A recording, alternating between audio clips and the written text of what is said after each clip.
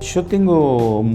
bastantes años ya de vida y de experiencia, entonces sí, yo he visto claramente un cambio en general en la problemática de los chicos que veo, y justamente eso motiva consultas distintas a las que veía muchos años atrás.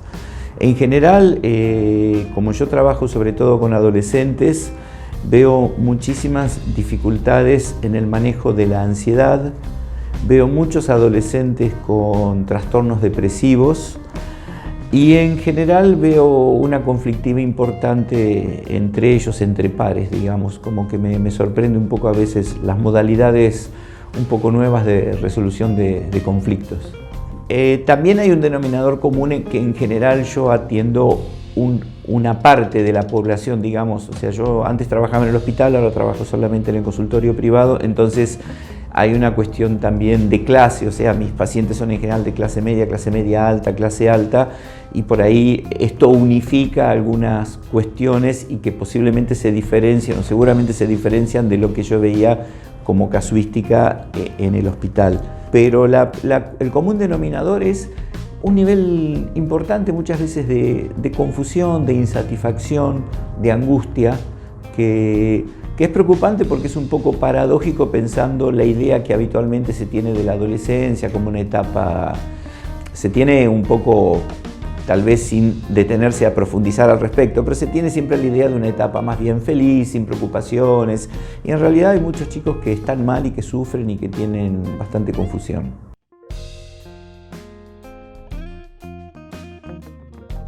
Los motivos de consulta son variados, obviamente, ¿no? Yo los dividiría así, a priori, en dos tipos.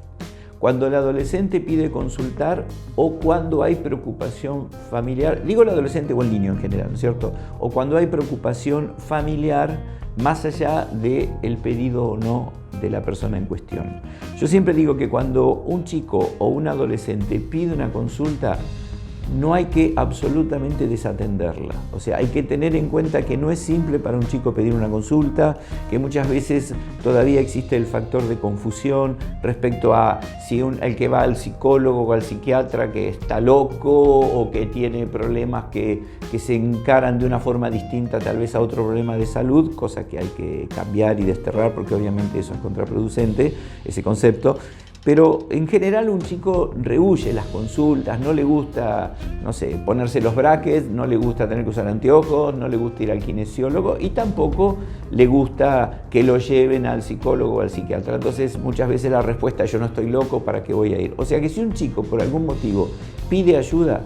me parece que es importantísimo no desatenderla, insisto, y hacer la consulta rápidamente, porque eso puede ser, digamos, la punta del iceberg de toda una cuota de sufrimiento que ya viene desde hace tiempo, o de ideas suicidas, o de en general una depresión que está cursando, o alguna cuestión de bullying que no ha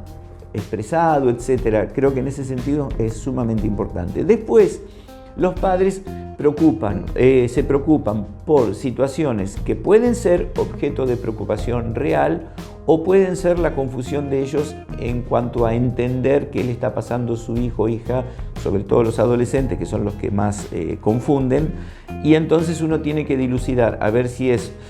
realmente una situación objetiva donde hay una problemática psicológica o si forma parte un poco de los procesos cambiantes y tan variados que pueden ir transcurriendo durante las etapas de vida de un chico o de un adolescente. Los papás consultan muchas veces por problemas de comportamiento, por problemas de consumo de alcohol o de sustancias, preocupados a veces por el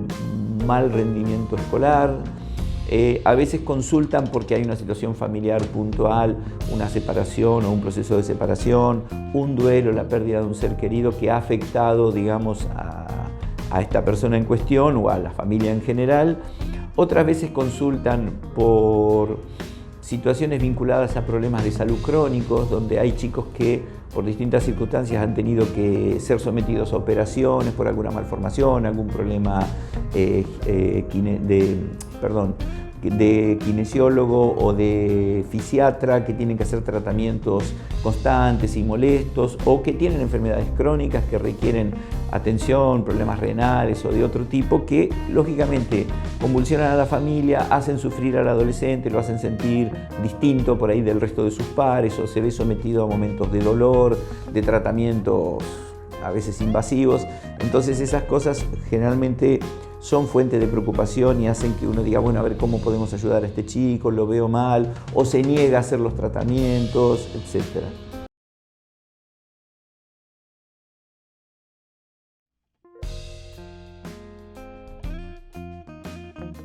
Yo no soy un sociólogo, ¿no? Pero creo que hay una cuestión que tiene que ver con ciertos paradigmas que han cambiado respecto a un nivel de individualismo mayor, ciertos lazos sociales que me parece que no tienen la fortaleza que tenían antes, y también cierto nivel de poca comunicación familiar, digamos. O sea, yo soy un entusiasta, un ferviente defensor de la familia. No es que esté en contra de otros modelos nuevos de familia, ¿no es cierto? No es que me apelo solamente a la familia tradicional, ni mucho menos. Me refiero a la familia en el sentido de que los jóvenes, los niños necesitan para crecer contención, cuidado, apoyo y presencia. Y eso muchas veces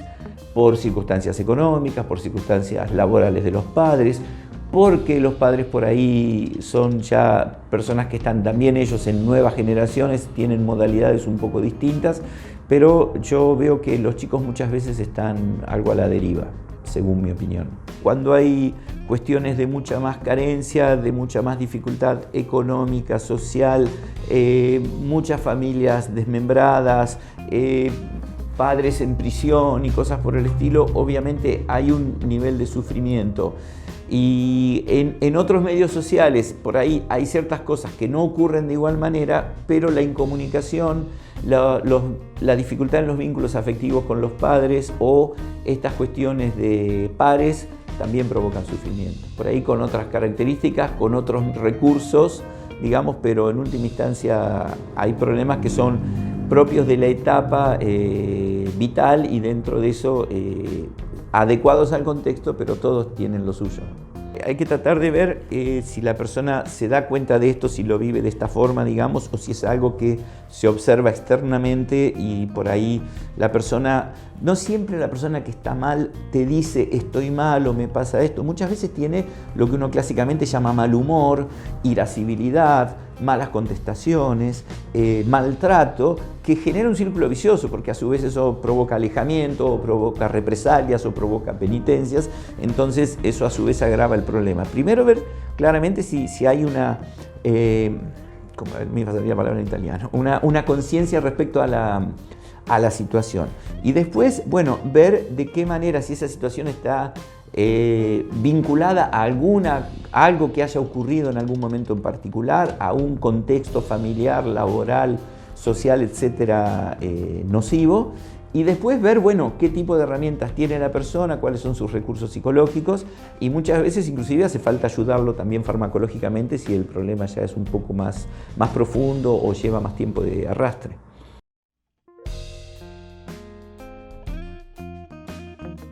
Una de las cosas que a mí me parece más importantes a tener en cuenta, y insisto un poco con lo de la adolescencia porque creo que claramente es el tema más fuerte mío, donde más consultas tengo,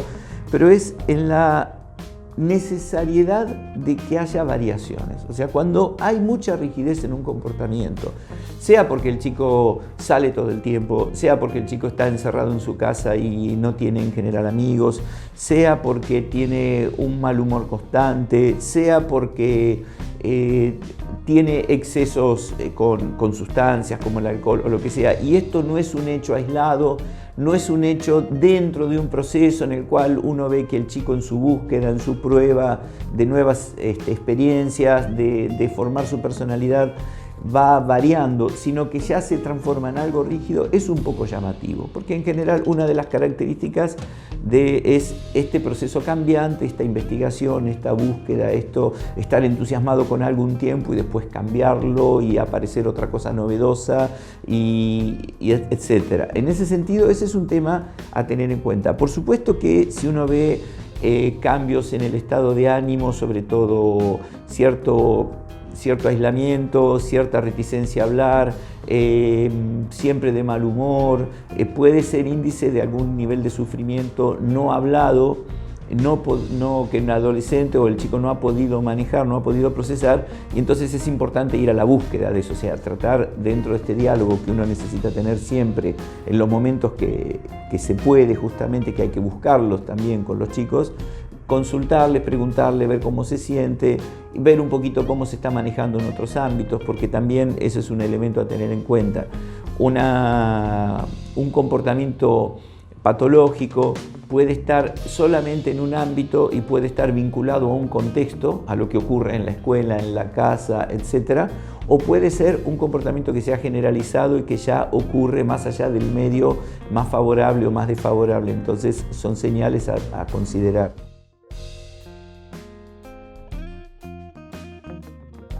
Desde mi punto de vista, o sea que no es que lo he descubierto yo esto, siempre que vos trabajas con niños o con adolescentes, tenés que trabajar de una u otra manera con la familia. No quiere decir que la familia tenga que venir a hacer terapia, como a veces la gente cree, pero así como tenés que trabajar con la escuela también, en muchísimos casos, porque vos tenés que conocer, intervenir en los ámbitos que son la vida natural de un chico. O sea, un adulto tiene un nivel de autonomía mucho mayor, desde su autonomía económica para decidir si viene o si no viene, hasta su decisión de venir o no venir, y en cambio un adolescente o un nene es traído por los padres y depende de los padres, y muchas de las circunstancias que inclusive pueden provocar su malestar, obviamente no de forma deliberada, adrede, pero pueden ser provocadas por una dificultad familiar, un mal funcionamiento del sistema familiar. Entonces, desde ese punto de vista, la intervención con la familia es fundamental. Entonces, no hay chico o adolescente que uno atienda que no haya, o por lo menos en mi caso, que no haya tenido un contacto con la familia, lo que no quiere decir que la familia esté al corriente de cada cosa, en el sentido de que uno, por supuesto, respeta el secreto profesional, la intimidad del adolescente, pero, o sea, los padres son partícipes necesarios porque son responsables de sus hijos y en buena hora que lo sean, porque por algo estamos hablando de seres que todavía no tienen su nivel de independencia, de autonomía total. Entonces, lógicamente, tiene que haber adultos que de una u otra forma se hagan cargo y desde ese punto de vista tienen que estar involucrados, tienen que conocer qué es lo que ocurre y hay que ayudarlos a entender, porque si no, vos podés hacer un trabajo muy bonito en una sesión que salga perfecta, redondita, y después va a la casa y por ahí, si no se comprende el momento que está pasando o por qué ocurrió tal o cual comportamiento y todavía no está bien fluida y desarrollada la comunicación entre ellos, vuelven a repetirse los modelos patológicos y vuelve a repetirse la sintomatología. Hay cosas que obviamente pueden salirse de control, pero yo creo que nada ha cambiado en el sentido de que la mirada atenta de los padres, ¿no es cierto? Cierto nivel de control, o sea que no quiere decir que esto sea privar al niño o al joven de su autonomía, su independencia, al contrario, sino permitir que pueda desarrollarla, pero en medios saludables, digamos, así como uno tiene que controlar a ver qué clase de amigos tienen los chicos y cuáles son los comportamientos de esos chicos o qué pasa fuera del ámbito de la casa, o controlar, o sea, qué se mira o qué se deja de mirar por internet, por la televisión o por lo que fuere. Todo eso creo que es absolutamente la responsabilidad que tenemos los padres. O sea, los hijos nos dan un enorme placer, todos sabemos que son de lo más lindo o lo más lindo que hay en la vida, pero nos exigen un trabajo, un esfuerzo, un cuidado, y ese cuidado no tiene que faltar. Entonces, el diálogo, la comunicación, y el diálogo, creo que es importante esto también, no es el interrogatorio. El interrogatorio, por así decirlo, forma parte también de lo que tiene que hacer un padre respecto a su hijo, pero si el chico cada vez que nos ve, uno está controlando, en vez de preguntarle cómo se siente, qué está haciendo, qué cosas lo hacen feliz, qué necesita, o estar cerca en los momentos importantes de su vida, compartir momentos, además de que es enormemente placentero para un padre, es absolutamente fundamental y necesario para el crecimiento saludable de ese chico, y si hay algo que no está funcionando bien, que sea detectado lo antes posible. O sea, está la prevención y está la detección precoz, que son los dos elementos fundamentales para intervenir antes que sea tarde.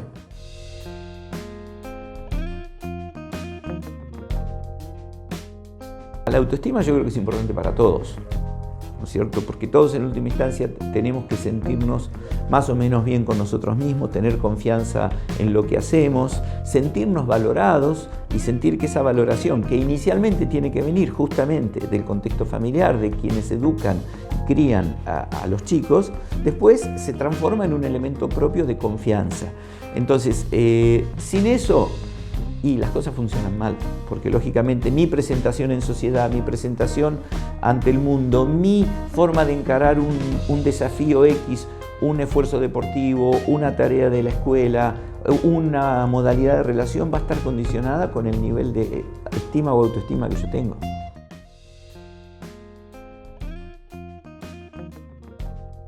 Es un tema preocupante porque obviamente que son los casos extremos, pero ocurren y ocurren más a menudo de lo que la gente cree, porque también a veces por una cuestión de no difusión, para evitar estos efectos de contagio, etcétera, no siempre las noticias se saben. Yo viví en un país que, por ejemplo, que aparentemente, y en muchas cosas lo es el ideal, como es Suiza, digamos, es el que todos damos como ejemplo del bienestar, del orden y todo lo demás, y la tasa de suicidio, por ejemplo, es muy alta. Y es un tema preocupante, por otros motivos que los nuestros tal vez. Ahí hay mucha soledad, mucha insatisfacción, mucho aislamiento social,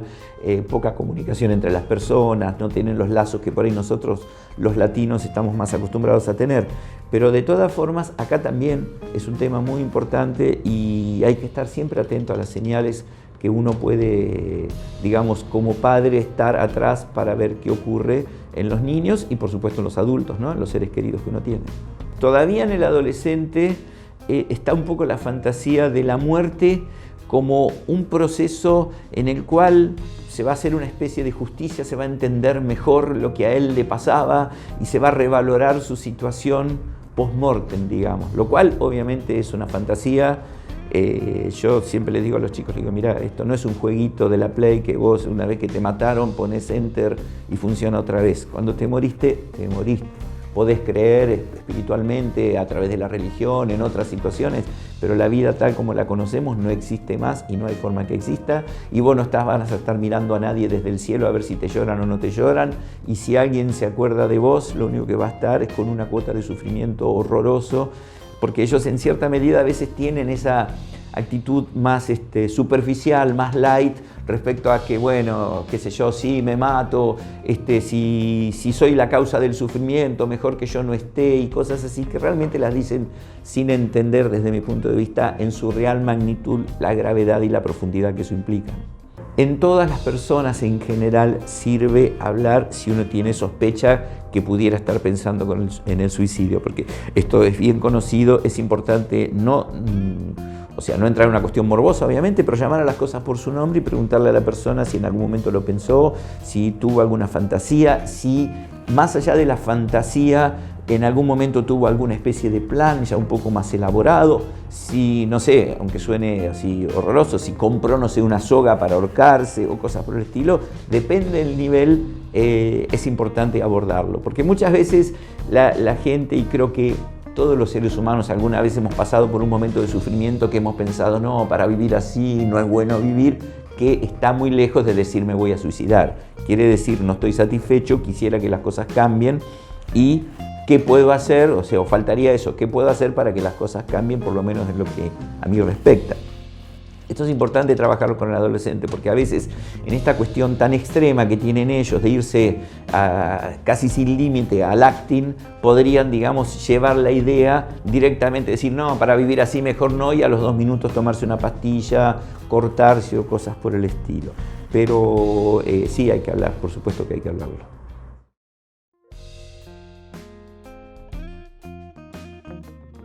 Por suerte no es algo tan frecuente, digamos, cuando uno piensa en episodios de brotes psicóticos, esquizofrenia, etc., obviamente hay una casuística, hay un porcentaje de población y en general son patologías que aparecen en la gente joven, sobre todo en la adolescencia, los primeros años de la juventud. Lo que pasa es que son bastante evidentes, o sea, cuando vos hablas de esas cosas, es alguien que, por decirlo más vulgarmente, está loco. Va a tener episodios que son realmente incoherentes o delirantes, o va a sentir voces que le hablan, o sea, que lo impulsan a actuar, va a tener momentos de confusión, episodios confusionales, que inclusive puede desaparecer de la casa, aparecer perdido 3 días en algún lado, tener conductas extravagantes, o sea, son cosas bastante llamativas. De todas maneras, hay otras circunstancias que tal vez y lamentablemente son mucho más frecuentes ahora, que tienen que ver con los episodios psicóticos o confusionales producidos por el abuso de sustancias. Entonces, no está solamente lo que serían las patologías clásicamente descritas, sino que hay un aumento importante de, por ejemplo, la marihuana claramente puede provocar episodios psicóticos en jóvenes, o por lo menos se sabe que hay una frecuencia mayor en las personas que consumen marihuana que en las que no la consumen. Las intoxicaciones en general pueden provocar chicos que realmente, inclusive lo vemos a veces en estos episodios delictivos tan horrorosos y tan llamativos, donde la gente hace cosas realmente hasta monstruosas y vos decís, pero ¿qué tienen en la cabeza? Bueno, justamente son productos generalmente del consumo de sustancias, ¿no es cierto? Y de la pérdida ya de la racionalidad y de la lógica que supuestamente tenemos que tener coherentemente los seres humanos. Afortunadamente no es el tipo de pacientes que más veo, pero sí, aparecen y muchas veces son chicos que los llevan a la guardia. Digo chicos porque en ese caso sí me llaman a mí solamente cuando son hasta adolescentes y no llaman a otros colegas, ¿no? Cuando hay en el hospital internados en alguna guardia por brotes psicóticos, etc.,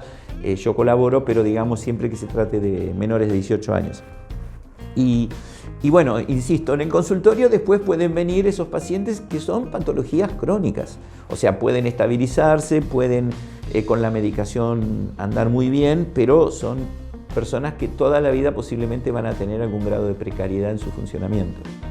Son problemas biológicos, o sea, claramente cerebrales, así como el autismo es una condición que tiene que ver con algún momento del desarrollo que algo en el cerebro, sobre todo lo vinculado a los aspectos más altos del funcionamiento humano, como tiene que ver con la vida de relación, con la empatía, etcétera, etcétera. También en estos procesos se sabe que hay causas biológicas, porque inclusive hay una importancia genética demostrada, donde claramente hay una incidencia mayor en gemelos que en hermanos que no son gemelos, a su vez más en hermanos que en gente que no es familiar, digamos. O sea, hay causas que son claramente biológicas. Esto no es en general un problema de índole psicológica como puede ser otro tipo de conflictos, aunque obviamente también un contexto puede hacer que se precipite seguramente con más facilidad que otro.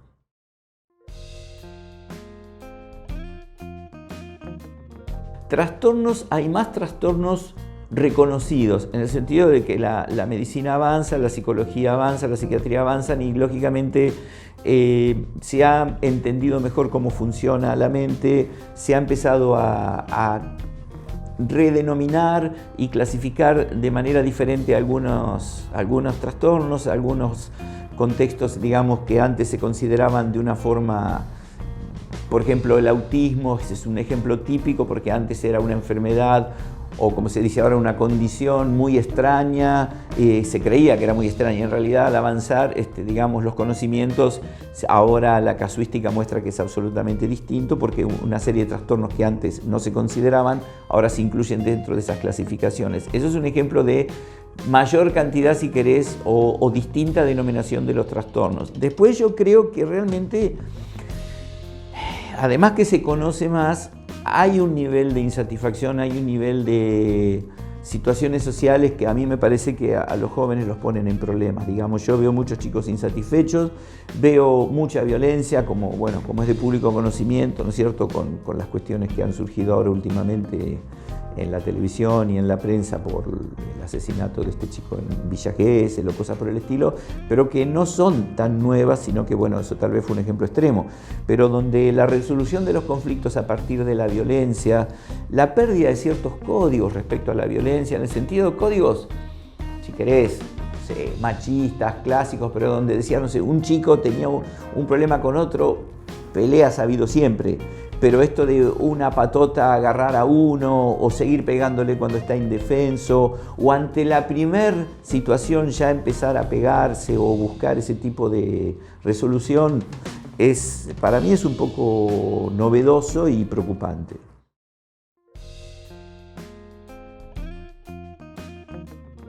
La salud mental, yo creo que, de mi humilde experiencia, es en general un tema difícil en todas partes, pero donde yo viví respecto acá es el día y la noche, directamente. O sea, la salud mental está considerada como un tema importante, hay recursos económicos, hay personal en los hospitales, hay redes, las famosas redes que tanto se hablan, que realmente funcionan, hay recursos económicos para ayudar, para tener acompañamiento con la gente, y acá realmente la situación para mí, humildemente y con todo respeto, es patética. No hay ayuda de las obras sociales, no hay servicios adecuados en los hospitales, no hay contención para las situaciones en general, y habíamos hablado del autismo, ni hablar, es un tema que comprende una enorme cantidad, una enorme proporción de población, y sin embargo no hay medios para llevarlo a cabo adecuadamente, los tratamientos y las rehabilitaciones y todo lo que hay que hacer, o sea que realmente es muy malo. De hecho, en los hospitales públicos bueno, en el municipal hay más servicios, pero es muy difícil conseguir un turno, es muy difícil que haya un seguimiento, porque realmente yo lo viví en carne propia, ese fue uno de los motivos que me llevó a dejar el hospital directamente, la insatisfacción constante de sentirse con las manos atadas, de no poder ayudar como la gente merecía. Todo lo que pueda la población en general conocer sobre la salud en general y sobre salud mental es bienvenido. Pero tiene que haber efectores que operen, o sea, porque es como el conocimiento es una parte, si los padres aprenden ciertas conductas mejores que otras que sin saber podían ser nocivas, si en la escuela se previene el bullying, si hay otro tipo de situaciones que se contemplan, por supuesto que es mejor, no cabe la menor duda y forma parte de las cosas que hay que hacer, pero nosotros necesitamos atención concreta y directa de la gente que no la tiene. Esto no le gustará a algunos, lo lamento, pero hablo con experiencia.